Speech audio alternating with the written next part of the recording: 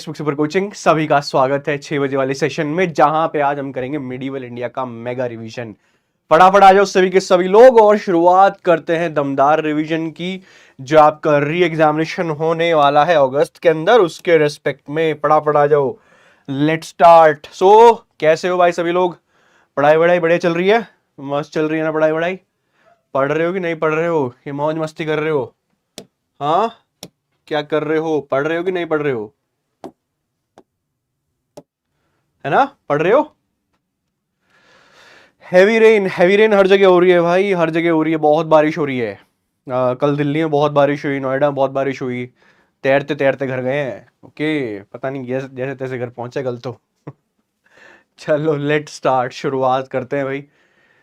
हाँ जी,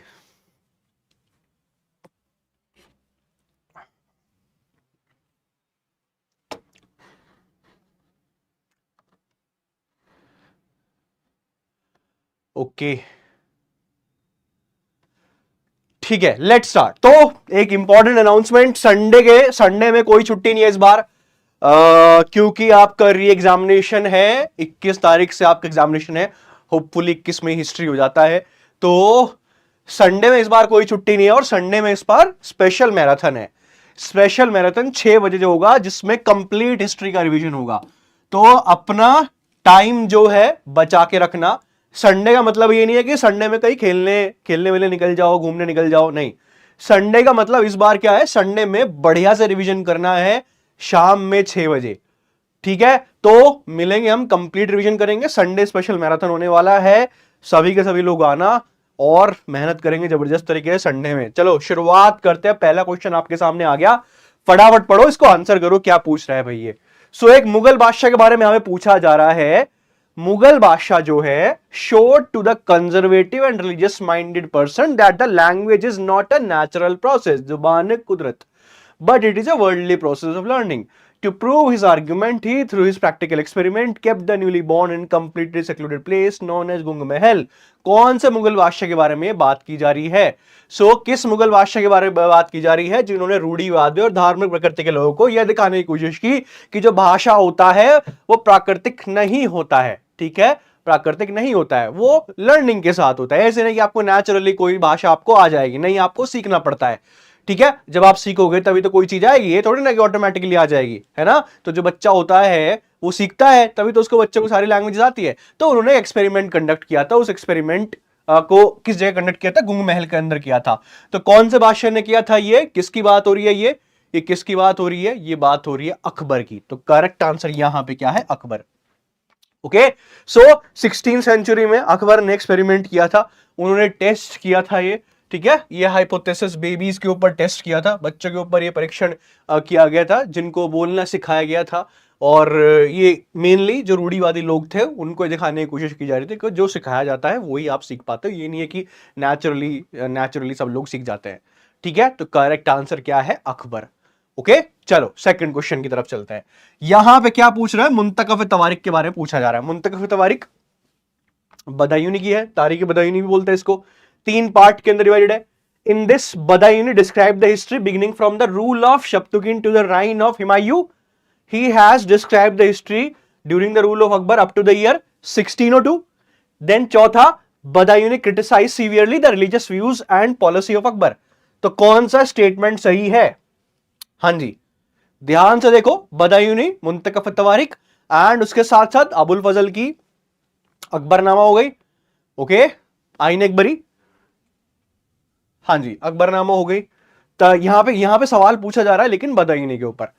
तो ध्यान से देखना भाई प्यारे बच्चों, सभी के सभी लोग, सवाल गलत नहीं होना चाहिए, गलत होगा तो मुर्गा बना दूंगा।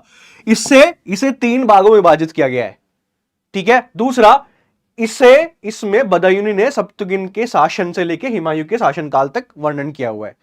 तीसरा, उन्होंने 1602 तक का अकबर का टाइम पीरियड कवर किया हुआ है। चौथा, बदायूनी ने अकबर के धार्मिक विचारों और नीति कड़ी आलोचना की है। बताओ भाई करेक्ट आंसर क्या है? मेरे को तो मुर्गे बनते हुए दिख रहे हो सारे लोग, सारे गलत दे रहे हैं, सारे के सारे गलत दे रहे हैं। ठीक है, एक तो दिख जाओ, हाँ, एक तो दिख जाओ सही जो बना रहा हो, सारे लोग गलत देते हुए दिख रहे हैं। तो इमेजिनरी मुर्गे बन जाओ। क्यों? क्योंकि देखो इसके अंदर क्या है, पहला स्टेटमेंट ठीक है, मुंतखब तवारीख 3 पार्ट के अंदर डिवाइडेड है। ओके, अबुल फजल की अकबरनामा भी 3 पार्ट के अंदर डिवाइडेड है। बदायूनी सप्तगिन से शुरू करता है, हुमायूं तक कवर करता है, बिल्कुल कवर करता है टाइम पीरियड, ठीक है। लेकिन 1602 तक नहीं भाई, 1594 तक कवर किया हुआ है। 1602 तक अबुल फजल ने कवर किया हुआ है, 1602 तक अबुल फजल ने कवर किया हुआ है, ना कि बदायूनी ने। तो ये तो हो गया गलत एकदम। हुआ कि नहीं हुआ? बदायूनी ने उनके व्यूज को क्रिटिसाइज किया हुआ, रिलीजियस व्यूज को क्रिटिसाइज किया हुआ, ये बिल्कुल ठीक है। तो ये सही, ये सही, ये सही। तो करेक्ट आंसर क्या हो गया? बी होगा। होगा कि नहीं होगा? ठीक है भाई। बदायूनी 3 पार्ट, तारीख बदायूनी 3 पार्ट के अंदर डिवाइड है, जैसे बदायूनी जो पहला टाइम पीरियड है वो सप्तगिन से लेकर हुमायूं तक कवर करता है, 1594 तक उन्होंने कवर किया हुआ है। एक्चुअली है ये 2 पार्ट के अंदर डिवाइडेड, है ये 2 पार्ट के अंदर डिवाइडेड। एक इसमें इंटरेस्टिंग चीज मैं आपको बता रहा हूं, क्यों ये 2 पार्ट के अंदर डिवाइडेड है। पहले में उन्होंने सप्तगिन से हुमायूं तक का टाइम पीरियड कवर किया, दूसरे में उन्होंने अकबर का टाइम पीरियड कवर किया 1594 तक, और उसी में ही उन्होंने सूफीज के बारे में भी लिखा हुआ है। तो जो बाद के जो हिस्टोरियंस है उन्होंने इसको तीसरे पार्ट को सेग्रीगेट कर दिया कि अच्छा इसने सूफीज वगैरह और लोगों के बारे में बताया हुआ, उसको तीसरे पार्ट में कर देते हैं। उसने लेकिन 2 पार्ट के अंदर लिखा था। तो ये इंपॉर्टेंट इंफॉर्मेशन आपको पता होनी चाहिए। 1594 तक लिखा था उन्होंने। जो अकबर के रिलीजियस व्यूज है, धार्मिक विचार है, उनकी नीति की कड़ी आलोचना की हुई है। ठीक है, तो अबुल फजल उधर, बदायूनी इधर, दोनों एक साथ चलते हैं। अबुल फजल सारी चीज अकबर के फेवर में बताता है, दूसरी चीज बदायूनी उनको क्रिटिसाइज करता हुआ चलता है। ठीक है, सो तीसरे ये है बदायूनी। चलो भाई नेक्स्ट क्वेश्चन की तरफ चलते हैं। Akbar abolished jizya in 1564 and second क्या पूछ रहा है? Akbar established matrimonial alliances with all Rajputs. हाँ जी। थर्ड क्वेश्चन देखो, ध्यान से देखो, एकदम प्यार से देखो, बिल्कुल। क्या दिक्कत है? हर किसी क्वेश्चन को ऐसे देखा करो जैसे प्यार से देखते हो, जिसको भी आप प्यार से देखते हो, क्योंकि तभी वो पास आएगा। क्वेश्चन वो तो नहीं आ रही प्यास पास में, ठीक है, ये आ रहा। तो क्वेश्चन तभी आएगा पास में जब प्यार से देखोगे, प्यार से समझोगे, वरना तो नहीं होने वाला। ठीक है, ध्यान से देखो भाई। तो अकबर ने जजिया को 1564 में समाप्त कर दिया। अकबर ने सभी राजपूतों के साथ वैवाहिक संबंध स्थापित किए थे। तो क्या आंसर है इसका? क्या आंसर है? पहला स्टेटमेंट कोई दिक्कत नहीं है। सो स्लेवरी 1562, पिलग्रिमेज टैक्स 63, जजिया 64, चित्तौड़ 68। ठीक है, सो अकबर ने जजिया को समाप्त कर दिया था, बिल्कुल कर दिया था। अकबर ने सभी राजपूत के साथ वैवाहिक गठबंधन बनाए थे? नहीं भाई, नहीं बनाए थे। सभी राजपूत के साथ वैवाहिक गठबंधन नहीं बनाए थे, मेनली कचवास के साथ थे एंड थोड़े और राजपूत के साथ थे। ओके, तो ये तो गलत हो गया, एक्सट्रीम स्टेटमेंट। तो पहला सही, दूसरा गलत, यानी कि C is the correct answer. ठीक है भाई, समझे कि नहीं समझे? चलो चौथा क्वेश्चन। सो बाबर का ध्यान इस तथ्य की ओर किसने आकर्षित किया था कि सिकंदर लोधी काल में हिंदुओं ने फारसी सीखी और उन्हें बड़ी बड़ी संख्या में विभिन्न पदों पर नियुक्त किया गया था? Who drew the attention of Babur to the fact that during Sikandar Lodi's time period, Hindus took to learning Persian and were recruited in large number to different Hindu posts? बताइए, बताओ भाई, क्या आंसर है? चौथे question का correct answer क्या है? क्या दिक्कत है इस क्वेश्चन में? हाँ, क्या दिक्कत है? तो किसने बताया है? ये बताया शेख अब्दुस कुदुस गंगोही ने। ठीक है, किसके बारे में? कि बाबर के टाइम पर पे बहुत सारे, सिकंदर के टाइम पर पे इनफैक्ट बहुत सारे लोग पर्शियन सीख रहे थे और उनको बड़ी बड़ी पोस्ट दी जा रही थी। ठीक है, अब्दुस कुदुस गंगोही इंडियन सूफी स्कॉलर हो गए, सूफी पोएट हो गए। ठीक है, चिश्ती सिलसिले, हाँ, चिश्ती शेख से बिलोंग करते थे। ओके, चिश्ती विद्वान थे। सबरी था यार, अच्छा, चिश्ती सिलसिले का जो पार्ट है सबरी, उससे बिलोंग करता था। हाँ, ओके। सो अब्दुस कुदुस गंगोही इनके बारे में बताते हैं। इनके लेटर्स को क्या कहा जाता है? मुक्तबत कुदूसी, ये कहा जाता है। ओके, क्या कहा जाता है? मुक्तबत कुदूसी कहा जाता है, जिसमें उन्होंने इस एस्पेक्ट के बारे में कवर किया हुआ है। ठीक है भाई, समझ गए? चले आगे की तरफ, पांचों क्वेश्चन की तरफ चले। सो which of the following works was commissioned by Aurangzeb to compile authoritative passage from standard works of Hanafic for the guidance of qazis? उस काम के बारे में बताना है जो काजियों के मार्गदर्शन के लिए प्रमाणिक कृति हनफी अफीवा की महत्वपूर्ण धाराओं को निकालकर उन्हें संकलित करने का जो काम औरंगजेब ने कराया था, उस ग्रंथ का क्या नाम है? बताओ भाई, बताइए। पांचवा क्वेश्चन, क्या आंसर है? क्या दिक्कत है इस क्वेश्चन के अंदर? सो क्या है ये है फतवा आलमगीरी, जो अरबी के अंदर लिखा गया था। औरंगजेब ने ऑर्डर दिया कि कंपाइल करो, जो डाइजेस्ट एकदम हमें बनाना है, एक समरी फॉर्म में होना है जिसमें सारे के सारे जो लॉज हैं उसके बारे में बताया जाएगा। सो वो क्या है, औरंगजेब के टाइम पर बनाया गया था फतवा Alamgiri. D is the correct answer. इसके अंदर 500 एक्सपर्ट्स लिए गए जो इस्लाम के बारे में जानते थे, 300 साउथ एशिया से लिए, 100 इराक से लिए, 100 हिजाज से लिए। ठीक है, चलो नेक्स्ट क्वेश्चन। इलाही साल, इलाही ईयर कब शुरू हुआ था? इलाही ईयर 1501, 1584, 1511 एंड 1542। इलाही ईयर का पर्पस क्या था? कोई बताएगा इलाही ईयर का पर्पस क्या था? बताओ भाई। इलाही ईयर की शुरुआत कब हुई थी? 1501 में, 1584 में, 1511 में, या 1542 में? शुरुआत हुई थी 1584 के अंदर। और इसका पर्पस था एक्चुअली, जो इस्लामिक हिजरी कैलेंडर था ना, वो बंगाली कैलेंडर से मैच नहीं कर रहा था, तो लैंड रेवेन्यू कलेक्ट करवाने में काफी मुश्किल हो रही थी। इस वजह से इलाही ईयर की शुरुआत होती है 1584 के अंदर। तो करेक्ट आंसर क्या है? B, peace harmony. अरे बाबा, उसके लिए कोई कैलेंडर शुरू करेगा? नहीं, लैंड रेवेन्यू भाई, पैसा। Okay, next. Which of the following Mughal emperor was impressed with philosophy of Vedanta and went to meet Jadrup Gosain? So उसके बारे में बताना है, उस मुगल बादशाह के बारे में बताना है जो वेदांत के दर्शन से काफी प्रभावित था और जदरूप गोसाई से मिलने गए थे। बाबर, अकबर, जहांगीर, शाहजहां। मिलने तो अकबर भी गया था, लेकिन कौन ज्यादा मिलने गया था? कुछ ज्यादा ही मिलने गए थे, बार बार मिलने जाते थे, रोज मिलने जाते थे, रोज शाम में मिलने जाते थे। कौन कौन कौन? वो है जहांगीर। ठीक है, जहांगीर उनसे काफी इंस्पायर्ड थे। इनफैक्ट इतने ज्यादा इंस्पायर्ड थे कि खुद जगत गुरु का टाइटल ले लिया, अपनी वाइफ मनावती बाई का नाम जगत गोसाई रख दिया। ठीक है, इतने ज्यादा इंस्पायर्ड थे। ओके, तो 1617 में मिले थे। 1617 में जदरूप गोसाई, जो जैन सेंट थे उज्जैन के अंदर, उनसे मिले थे। ठीक है, चलो नेक्स्ट क्वेश्चन 8वां। Dara Shikoh was liberal minded unorthodox Muslim as opposed to orthodox Aurangzeb. Dara Shikoh was more inclined toward philosophy and mysticism rather than military pursuits. बताइए, बताओ भैया। 8वां क्वेश्चन। सो दारा शिको उदारवादी थे, अकबर रूढ़ीवादी थे। बिल्कुल। दूसरा, दारा शिको का सैन्य प्रवृत्ति के बजाय दर्शन शास्त्र और रहस्यवाद की और अधिक झुकाव था। तो बताओ भाई करेक्ट आंसर क्या होगा? वेट किस चीज कर रहे हो? वेट किस चीज कर रहे हो? जल्दी बताओ करेक्ट आंसर प्यारे बच्चों। हाँ बताओ। तो पहला स्टेटमेंट बिल्कुल ठीक है। दूसरा स्टेटमेंट क्या बोल रहा है? दूसरा स्टेटमेंट पहले से कनेक्ट कर रहा है, कर तो रहा है, और कैसे कनेक्ट करेगा? ओके, वो क्या बोल रहा है कि देखो औरंगजेब रूढ़िवादी था और दूसरी तरफ दारा शिको विपरीत था, उसके उदारवादी था। और दूसरे में यही दिया हुआ है कि वो जो दर्शन शास्त्र था, फिलॉसफी था, रहस्यवाद था, उसमें ज्यादा टाइम स्पेंड करता था। तो करेक्ट आंसर क्या हो गया? ए हो गया। कनेक्ट कर रहा है, बिल्कुल प्रॉपर तरीके से कनेक्ट कर रहा है। अब चलो एक बार दारा शिको के सारे जो काम है सब रिवाइज कर लेते हैं, बहुत अच्छे से रिवाइज कर लेते हैं।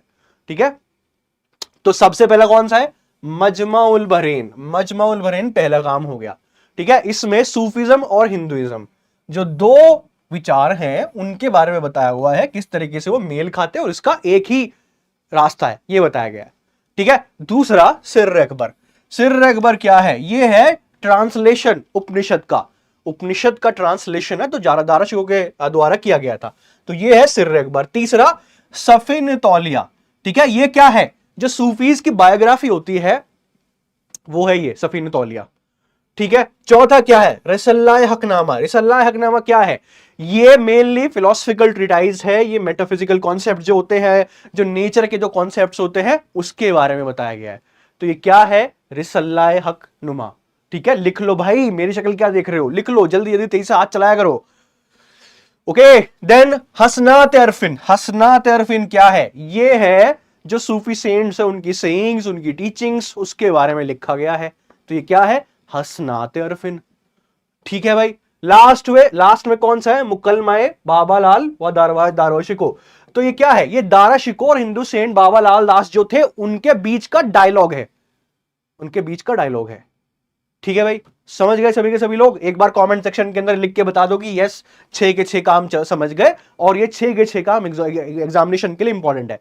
फटाफट बता दो कमेंट सेक्शन में लिख के, जल्दी जल्दी बताओ, जल्दी जल्दी। 6 के 6 काम समझ गए, याद हो गए?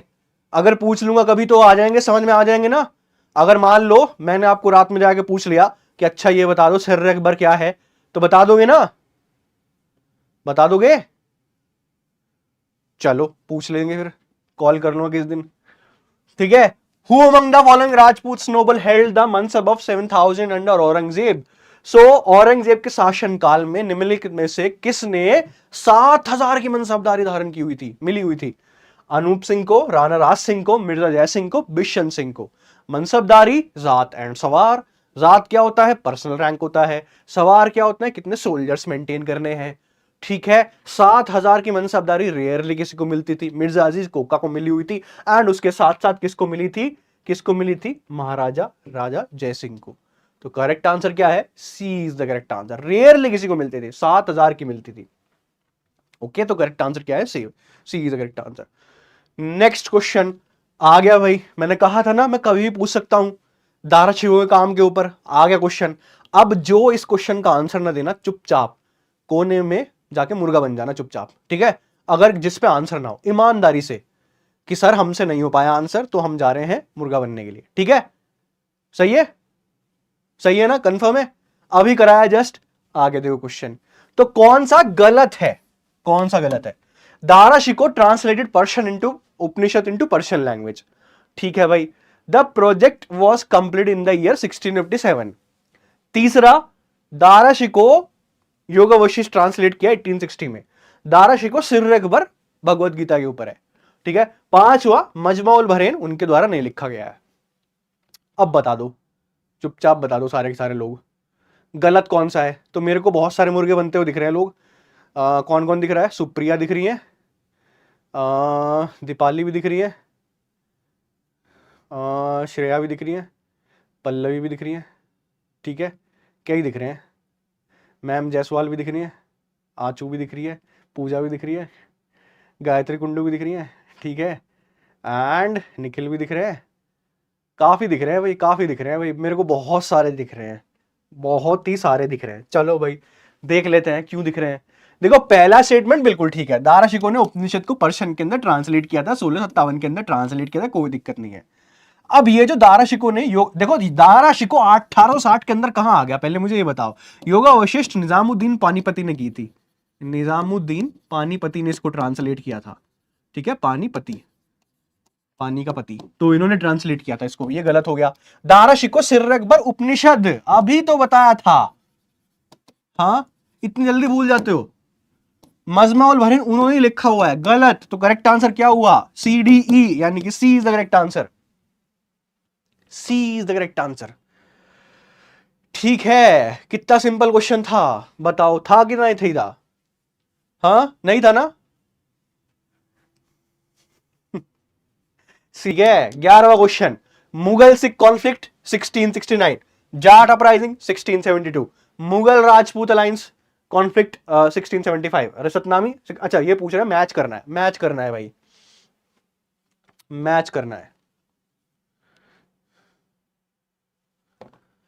बताओ भाई क्या पूछ रहा है यहां पे, मैच करना है, सिंपल सा तो क्वेश्चन है, हो जाएगा, हो जाएगा। दिख तो नहीं रहा लगता हुआ। चलो भाई एक बार देख लेते हैं। सो मुगल सिख कॉन्फ्लिक्ट, श्री गुरु तेग बहादुर को जब एग्जीक्यूट किया गया था 1675 के अंदर।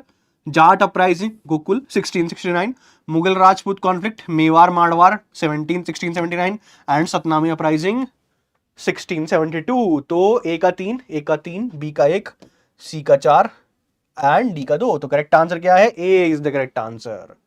हो गया, बहुत ही शानदार। नेक्स्ट देख लो, which of the following were not the basic part of Mughal Rajput alliance? तो इनमें से कौन सा मुगल राजपूत मैत्री का भाग नहीं था? बताओ। मुगल राजपूत अलायंस जो बना था उसका पार्ट नहीं है। शादियां, मनसबदारी, वतन जागीर, इनाम जागीर, सुलह कुल। बताओ, फटाफट बताओ। Not the basic part of Mughal Rajput alliance. Mughal Rajput alliance जब आपके दिमाग के अंदर आए तो आपको यह देखना है क्या चीज उसका उसका पार्ट नहीं थी। मैरिजेस थी, बिल्कुल था, मैट्रिमोनियल अलायंस हमें देखने को मिलता है, ठीक है, तो ये तो था भाई, यानी कि जहां जहां ए दिख जाए, ए तो कहीं दिया ही नहीं यार क्यों दिया है इन्होंने ऑप्शन ये, तो क्या नहीं था, सुलह कुल हो गया, ठीक है, सुलह कुल कहां पे दिया है, यहां पे दिया है, और कहां पे दिया है, बस है, इतना आसान कैसे हो गया ये, क्या हो गया इस क्वेश्चन के अंदर गड़बड़, एक मिनट एक मिनट, सुलह कुल, एक मिनट एक मिनट, ऐसा कैसे, ऐसा कैसे, एक मिनट रुको भाई, एक मिनट रुको, तो क्या क्या नहीं था, देखो मैरिजेस था, मैरिजेस था, ठीक है, अच्छा इस क्वेश्चन के अंदर हमेशा प्रॉब्लम होती है क्योंकि ये गलत आंसर दिया होता, मैरिजेस था, ठीक है, मनसबदारी, मनसबदारी था, मनसबदारी था, ध्यान से देखना भाई सभी के सभी लोग, मनसबदारी था, वतन जागीर, क्या उनको वतन जागीर दी गई थी, वतन जागीर दी गई थी, बिल्कुल दी गई थी। अब आपको इसमें से चूज करना है, वतन जागीर उन्हीं के लिए क्रिएट की गई थी जहां पे उन्हीं को उनकी टेरिटरी दी जाती थी, है ना, जहां पे उनको उन्हीं की टेरिटरी दी जाती थी, वतन जागीर, ठीक है, तो मनसबदारी हालांकि कम थी, मनसबदारी कितने थे मनसबदार, केवल 27 राजपूत मनसबदार हुआ करते थे, लेकिन वतन जागीर ज्यादा से ज्यादा दी गई थी, ठीक है, तो मनसबदारी एंड उसके साथ साथ, उसके साथ साथ ये तो नहीं आएगा भाई, वतन जागीर तो नहीं आने वाला, ठीक है, तो यानी कि हटा दो, ये हटा दो, ओके, वतन जागीर आएगा, उसके साथ साथ वतन जागीर उन्हीं को दी गई थी ना, तो ये तो हटा दो भाई, ठीक है, मतलब ये पार्ट है क्योंकि वतन जागीर उन्हीं को सबसे ज्यादा दी गई थी, जहां पे उनको अपने ट्रूप्स मेंटेन करने होते थे वहीं पे वो रहते थे, तो ये हटा दो, ठीक है, सुलह कुल है, देखो सुलह कुल इंपॉर्टेंट है, इस पॉइंट को समझ लो नेक्स्ट एग्जामिनेशन के लिए, सुलह कुल, सुलह कुल के अंदर राजपूत नहीं थे, ठीक है, तो ये क्वेश्चन के अकॉर्डिंग बिल्कुल ठीक है। अब नेक्स्ट चलते हैं, नेक्स्ट चलते हैं, फिर है इनाम जागीर, इनाम जागीर ज्यादातर मुस्लिम रिलीजियस लोग जो होते थे उनको दी जाती थी, ओके, सो इनाम जागीर एंड वतन जागीर, इनाम जागीर एंड वतन जागीर कहां पे दिया हुआ, इनाम जागीर एंड वतन जागीर, इनाम जागीर, इनाम जागीर एंड मनसबदारी, सॉरी इनाम जागीर एंड मनसबदारी, बी डी, यानी कि B is the correct answer, समझे कि नहीं समझे, देखो क्वेश्चन काफी इंपॉर्टेंट है, इसके अंदर गड़बड़ था बहुत बार, कैसे गड़बड़ था, क्योंकि सुलह कुल के अंदर भी राजपूत नहीं थे, ठीक है, एंड मनसबदार भी, मनसबदारी भी उनको 27 से दी हुई थी, वतन जागीर उनको ज्यादा ज्यादा मिलती थी, उन्हीं के लिए क्रिएट की थी, इनफैक्ट ये कहा जाता है, तो आना चाहिए था डी एंड ई, आना चाहिए था डी एंड ई, क्योंकि इनाम जागीर उनको नहीं मिलती थी, सुलह कुल के अंदर वो नहीं थे, तो डी एंड ई आना चाहिए था, डी एंड ई, तभी मुझे लगा ई, लेकिन सी भी यहां पे दिया हुआ है, यानी कि वतन जागीर, यानी कि वतन जागीर उनको क्रिएट की गई, तो एलिमिनेट करो वतन जागीर को, वतन जागीर को हटाओ, और कहां पे पहुंचोगे फिर आप, मनसबदारी एंड इनाम पे, यानी कि B is the correct answer, समझ गए, समझ गए ना, समझ गए भाई, बताओ समझ गए, सुलह कुल पीस विद ऑल, अब उसमें राजपूत से क्या लेने देना, आप मुझे बताओ, सुलह कुल का मतलब क्या होता है, पीस विद ऑल, शांति होनी चाहिए मेरे एम्पायर के अंदर, तो राजपूत से कैसे लेने देना होगा उनका, ठीक है, चलो next question, 13th question with respect to the Rathore rebellion, the Rathore rebellion broke out following the death of Prithvi Singh, son of Jaswant Singh. Aurangzeb installed Indra Singh as the ruler of Marwar. The rebellion broke out following Aurangzeb's plan to make Jodhpur a part of the Mughal Empire. Rani Hadi was supported by Rathauds and Raja Raj Singh of Mewar in the rebellion. कौन सा statement सही है, बताओ,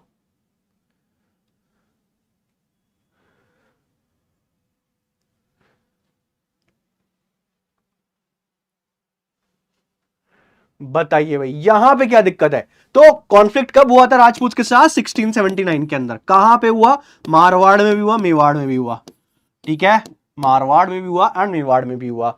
अब यहां पे क्या पूछा जा रहा है, यहां पे पूछा जा रहा है राठौड़ रिबेलियन कब हुआ था, पृथ्वी सिंह की डेथ के बाद, नहीं, पृथ्वी सिंह की डेथ पहले हो गई थी, किसकी डेथ के बाद हुआ था, जसवंत सिंह की डेथ के बाद हुआ था, तो ये गलत हो गया, पहले वाला गलत। सेकंड क्वेश्चन, औरंगजेब ने इंस्टॉल किया था, मारवाड़ की शासक उनको बना दिया था, कोई दिक्कत नहीं है। रिबेलियन रिबेलियन क्यों हुआ था, Jodhpur as part of Mughal empire, Jodhpur को खालसा के अंदर लाना चाहता था वो, इस वजह से, ना कि जोधपुर ऑलरेडी मुगल एम्पायर का पार्ट हुआ करता था, ऑलरेडी मुगल एम्पायर का पार्ट था, तो कॉन्फ्लिक्ट क्यों हुआ, क्योंकि वो उसको खालसा के अंदर लाना चाहता था, तो ये भी गलत हो गया। ये बिल्कुल ठीक है, रानी हदी को बहुत सारे लोगों का सपोर्ट था जो जसवंत सिंह की वाइफ थी। तो 1-3 1-3 1-3 1-3 1-3 है 1 3 ना। अच्छा करेक्ट पूछ रहा है, यानी कि 2 and 4 2 and 4 2 and 4 2 and 4, यानी कि D is the correct answer. ठीक है भाई, D is the correct answer. चलो 14 क्वेश्चन। कॉन्सेप्ट ऑफ आशित बेहेश्त plan and char bagh garden setting were first employed in the tomb of. बताओ भाई, चार बाग ट्रेडिशन सबसे पहली बार कहां पे प्रचलित हुआ था? हुमायूं, शेरशाह, अकबर, ताजमहल। ठीक है, बताओ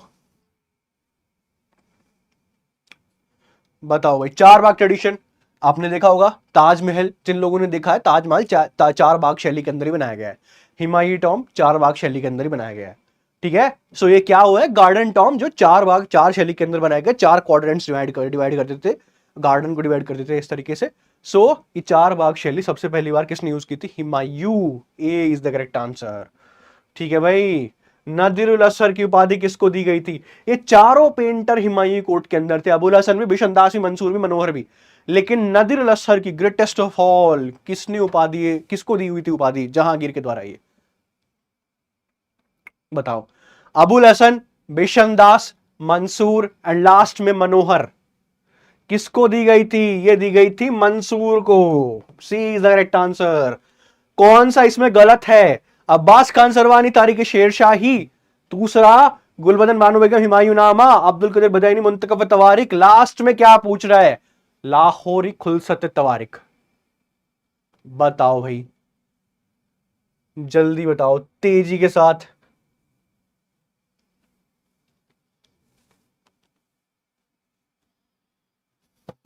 बताओ। सो अब्बास खान सरवानी, तारिक शेरशाही, बिल्कुल ठीक है। अकबर के टाइम पर भी लिखा गया था, याद रखना इसको भी। ये भी अकबर के टाइम पर भी लिखा गया था, याद रखना इसको भी। ठीक है, ये भी अकबर के टाइम पर भी लिखा गया था, याद रखना इसको भी। लेकिन लाहौरी शाहजहां के टाइम पीरियड पे था, और खुलसत तवारिक सुरजन राय ने लिखी थी कब? कब? औरंगजेब के टाइम पीरियड पे, 1680 में। ठीक है, याद रखना। अकबर अकबर अकबर, लाहौरी, बादशाहनामा, शाहजहां, एंड लास्ट में क्या है आपका? खुलसत तवारिक, सुरजन राय, औरंगजेब। ठीक है, ओके। चलो 17th question. Abul Fazl justifies the realisation of revenue by Akbar as it was the. Abul Fazl द्वारा राजस्व की वसूली को सही ठहराया गया। क्यों सही ठहराया गया है? रेमुनरेशन है सोवरेनिटी का। ओके,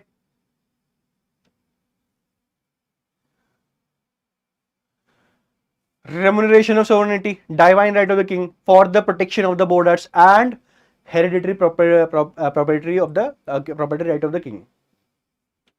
So अबुल फजल क्यों बोलते हैं कि अकबर के पास लैंड रेवेन्यू कलेक्शन करने की राइट है?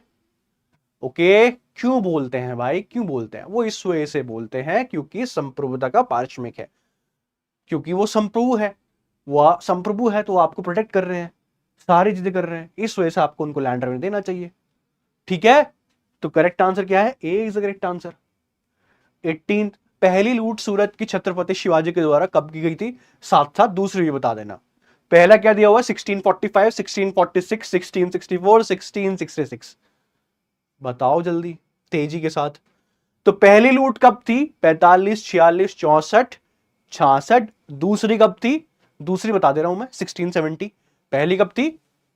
1664, यानी कि C is the correct answer. Akbar ने पिलग्रिमेज टैक्स कब अबॉलिश किया? जजिया कब अबॉलिश किया? बताओ, अभी कराया था जस्ट थोड़ी देर पहले, जस्ट थोड़ी देर पहले। सो स्लेवरी कब अबॉलिश किया? 62 में किया। पिलग्रिमेज टैक्स कब किया? 63 में किया। जजिया कब अबॉलिश किया? 64 में किया। हो गया भाई आंसर, इसमें रोना क्यों है? हाँ, ये देखो इतना सिंपल क्वेश्चन। ठीक है, A is the correct answer. मामलतदार का फंक्शन क्या था मराठा प्रशासन के अंदर? मामलतदार का काम क्या था? वो पुलिस इंचार्ज था, वो जिले का इंचार्ज था, वो न्याय था, न्याय की देखभाल करता था। चौथा गांव का प्रभारी था। तो मामलतदार, सरसूबेदार, सरसूबेदार प्रोविंस हो गया, मामलतदार क्या हो गया? मामलतदार हो गया, मामलतदार हो गया, क्या हो गया? वो हो गया डिस्ट्रिक्ट का इंचार्ज, जिले का इंचार्ज। ठीक है, B is the correct answer. Sikh guru जिनको एग्जीक्यूट किया गया था औरंगजेब के द्वारा, बहुत ही बड़ा कॉन्फ्लिक्ट हुआ था, बहुत ही ज्यादा कंट्रोवर्सी हुई थी। ठीक है, हाँ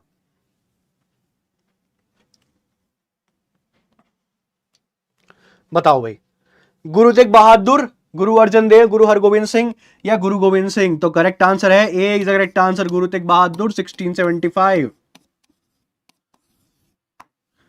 ओके, 22वां क्वेश्चन, चार मीनार दौलताबाद के अंदर जो बनाई गई है जफर खान के द्वारा, किसके ऑर्डर पे? अच्छा, जफर खान, जफर खान, जफर खान को किस और नाम पे जाना जाता है? जफर खान को एक और नाम से जाना जाता है। ठीक है, आप लोगों को भी एक और नाम से जाना होता होगा ना, जो घर वाले बोलते होंगे, चिंटू, मिंटू, पिंटू, है ना? तो ऐसे इनको भी बोलते थे, घर में इनको जफर खान बोलते थे, बाहर इनको क्या बोलते थे? क्या बोलते थे बाहर? आप लोग क्या बोलते हैं? सोनू, मोनू, टोनू, चिंकी, मिंकी, पिंकी, क्या बोलते हैं बताओ? करेक्ट आंसर यहां है अलाउद्दीन हसन बमंशा। ठीक है, करेक्ट आंसर है ए, अलाउद्दीन हसन बमंशा। ठीक है भाई, लड्डू बोलते हैं? अरे बाप रे लड्डू, तो भाई लड्डू बोलते हैं, मैं इमेजिन कर सकता हूं ठीक है, 23rd जरों का दर्शन के रेस्पेक्ट में क्वेश्चन है। बालकनी में आते थे, जरों का दर्शन देते थे। ठीक है, आज का कुछ और होता है। Balcony appearance in the name of Jarokha Darshan, also spelled Jarokha Darshan, was adopted by the 16th century Mughal emperor. Practice continued till the end of Mughal Empire and was practiced by all rulers. ठीक है, बताओ वो defend कर रहा है अपने आप को कि मुझे लड्डू बोलते हैं, बट मैं पतली हूं, बट मैं पतली हूं क्योंकि ज्यादातर लड्डू, लड्डू के जो नाम दिए आते हैं वो थोड़े चबी चबी टाइप होते हैं, बट वो पहले ही समझ गई कि सर मैं पतली हूँ, टेंशन ना लो। ठीक है, ठीक है, ठीक है, चलो। हाँ, दो बताओ भाई, क्या क्वेश्चन है, क्या दिक्कत है इसके? जलों का दर्शन बालकनी में आ रहा, बालकनी में आएंगे तो तब वो फास्ट ब्रेक करेंगे जनता, लेकिन औरंगजेब ने कहा ये क्या है भाई, रोज उठ के मैं आऊंगा, जब मैं उठ के आऊंगा तब मुझे तुम देखोगे, और मुझे देख के तुम फास्ट खोलोगे। हाँ, मतलब रोज का हो गया है। हाँ, मतलब रोज मैं आऊँ, बालकनी में आऊँ, तब मुझे देख के तुम जाओगे। तो औरंगजेब ने उसको बंद कर दिया। ठीक है, कि चुपचाप घर पे बैठ के खाना खा लो। ओके, ये मत करना कि बेबी थाना खाया मैंने। ओके, चुपचाप खा लेना। तो correct answer A is the correct answer. चलो, 24वां क्वेश्चन, तो विच of the following is not is correctly matched? तो सही कौन सा है इसमें, बताओ?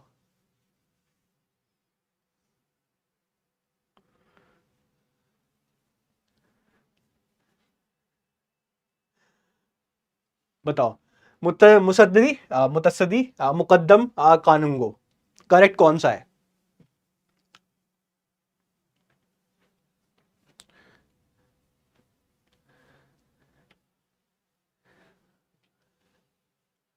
बताओ भाई, करेक्ट कौन सा है? केवल ये करेक्ट है, यानी कि ये कानूंगो। मुतस्सदी ये गवर्नर था, मुकद्दम क्या था, हेडमैन था, तो रिवर्स कर दिया। तो करेक्ट आंसर क्या हुआ? डी, कानूंगो, जो रिकॉर्ड्स वगैरह मेंटेन करता था परगना के अंदर। D is the correct answer. 25th, Sher Shah Suri ने ट्राई मेटलिज्म, तीन सिक्के जारी किए थे। तीन सिक्के जारी किए थे। पहला रुपया सिल्वर कॉइन, दाम एल्यूमिनियम कॉइन, मोहर गोल्ड कॉइन। तो कौन सा सही है, जल्दी बताओ, कौन सा सही है? शेर शाह सूरी ने तीन सिक्के जारी किए थे। बताओ, रुपया सिल्वर कॉइन, दाम एल्यूमिनियम कॉइन, मोहर गोल्ड कॉइन। बिल्कुल ठीक है। तो करेक्ट आंसर क्या हो गया? एक एंड तीन, यानी कि C is the correct answer. ठीक है भाई, सी इज द करेक्ट आंसर। तीन सिक्के जारी किए थे, रुपया सिल्वर कॉइन, दाम कॉपर, कॉपर, एंड लास्ट में मोहर गोल्ड। ठीक है, तीन सिक्के। क्या पूछ रहा है? इनकरेक्ट, गलत कौन सा है इसके अंदर? पहला स्टेटमेंट क्या? हिमायूनामा नसरुद्दीन मोहम्मद, बादशाहनामा अब्दुल हमीद लाहौरी, आलमगीरनामा मिर्जा मोहम्मद कासिम। ओके, देखो भाई, जल्दी बताओ, तेजी के साथ बताओ। 26 क्वेश्चन, हाँ बेटा, कोई छुट्टी नहीं है, छुट्टी तब मिलेगी जब जेआरएफ क्वालिफाई हो जाएगा। ओके, कोई छुट्टी नहीं है, जब जेआरएफ क्वालिफाई हो जाए तब बोल देना, छुट्टी कर दूंगा मैं। कौन सा गलत है इसमें? हुमायूंनामा, बादशाहनामा, आलमगीरनामा।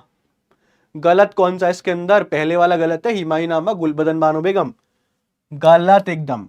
बादशाहनामा लाहौरी, आलमगीरनामा काजवाइनी। तो करेक्ट आंसर क्या है? ए।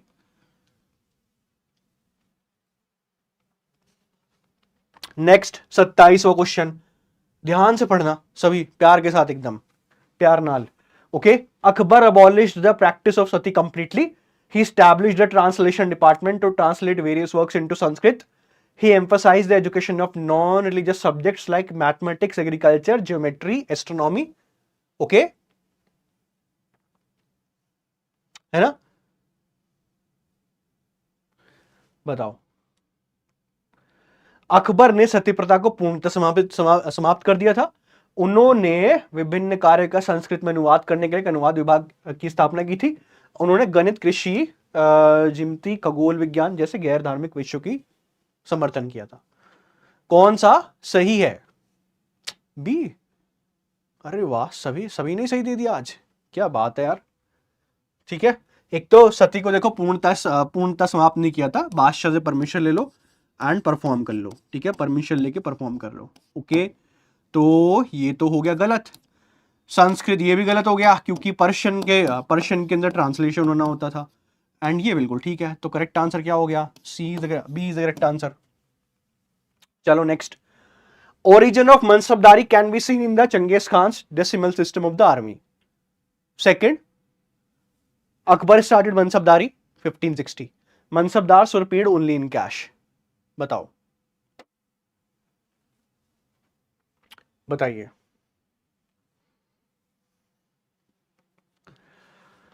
चंगेज खान की सेना की दशमलव प्रणाली में मनसबदारी प्रणाली की उत्पत्ति देखी जा सकती है। अकबर ने 1560 ईस्वी में इस प्रणाली को शुरू किया। मनसबदारों को केवल नकद वेतन दिया जाता था। बता दो बबुआ क्वेश्चन। हाँ, चंगेज खान डेसिमल सिस्टम 10, 20, 30, 40, 50, 60 इस तरीके से मनसबदारी दी जाती थी। ओके, तो बिल्कुल ठीक है। 1567 मनसबदारी का साल गलत हो गया, ये भी गलत हो गया। दो तरह के मनसबदार, एक कैश वाले, एक जमीन वाले। ठीक है, अगर आप मनसबदार होते, मान लो अकबर आपसे पूछ लेता कि सर, मान लो आप मनसबदार होते अकबर के टाइम पीरियड पे, और आपको ऑप्शन दिया जाता कि नकदी मनसबदार बनना है, जागीरदार बनना है, तो क्या बनते आप लोग? बताओ, जल्दी बताओ, क्या बनते? समझ में आ गया ना क्वेश्चन? अगर आप मनसबदार होते अकबर के टाइम पीरियड पे, तो क्या बनते? नकदी मनसबदार या जागीरदार?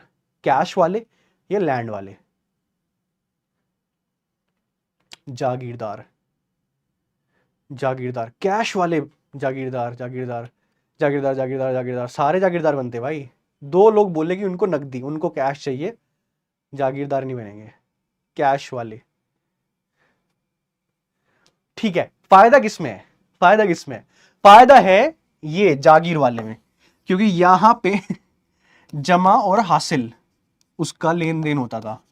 ठीक है, जमा कितना एक्सपेक्टेड है, हासिल कितना मिल रहा है, तो करप्शन करने के चांसेस ज्यादा होते थे।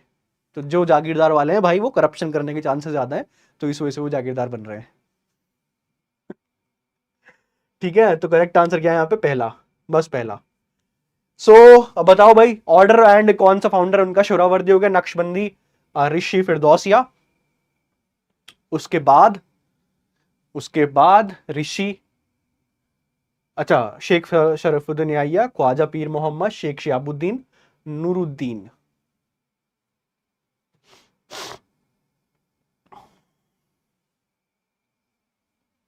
ट्वेंटी नाइन्थ, बताओ भाई, 29th क्वेश्चन का करेक्ट आंसर क्या होगा?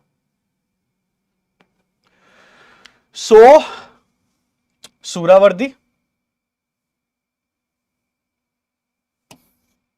ठीक है, ठीक है, ओके, ठीक है, D is the correct answer. Last question, और उसके बाद हम आपके ऊपर मिलेंगे, चॉकलेट सेशन। ठीक है, ऐप के ऊपर फायदा क्या होता है कि पोल के ऊपर आंसर होता है, फ्री सेशन ही होता है, देखो सभी के लिए फ्री सेशन होता है। तो जितने लोग अभी बैठे हुए हैं 120 140 150 लोग बैठे रहते हैं क्लास के अंदर, सभी लोग ऐप के ऊपर भी आइए प्लीज। पोल के ऊपर सेशन होता है, वहां पे आपको पता चल पाता है कि आप कितने पानी के अंदर हो, ठीक है। यहाँ पे आप एक दूसरे का आंसर देके आंसर कर देते हो, लेकिन वहां नहीं हो पाता। तो 7 बजे वहां मिलेंगे, वहां पे आंसर करेंगे, ठीक है भाई। ओके, एंड अगर आप जीत जाओगे तो आप चॉकलेट ले लेना, अगर हाँ मेरे से चॉकलेट ले लेना, ठीक है। तो यहाँ पे करेक्ट आंसर क्या, अब्दुल हसन कुतुब शाह, गोलकोंडा को अनेक्स किया था 1687 में। ओके चलो that's it. So that's it, ये रहा बहामनी सल्तनत, 5 पार्ट के अंदर डिवाइड हुआ था, अहमदनगर, बीजापुर, बेरार, गोलकोंडा एंड अहमदनगर, बीजापुर, बेरार, बेदार, गोलकोंडा। हाँ, तो ये 5 पार्ट थे, ठीक है। ये रहा टेलीग्राम चैनल, इसको ज्वाइन कर लो, अश्विनी सर टेक्स्ट बुक, सारी इंफॉर्मेशन आपको यहीं पे मिलेगी। ये रहा होमवर्क क्वेश्चन, ठीक है। ये अगर मेरे से किसी को कुछ पूछना है, डायरेक्ट पूछना है, टेलीग्राम के ऊपर सीधे टाइप करो ASSWNITYAGI, कुछ डायरेक्ट पूछ लो। और अगर ईमेल के थ्रू पूछना है, ईमेल के थ्रू भी पूछ सकते हो। सो दैट्स इट, ये रहा आपका होमवर्क क्वेश्चन। मिलते हैं 7 बजे। Okay, bye bye guys, take care and see you at 7।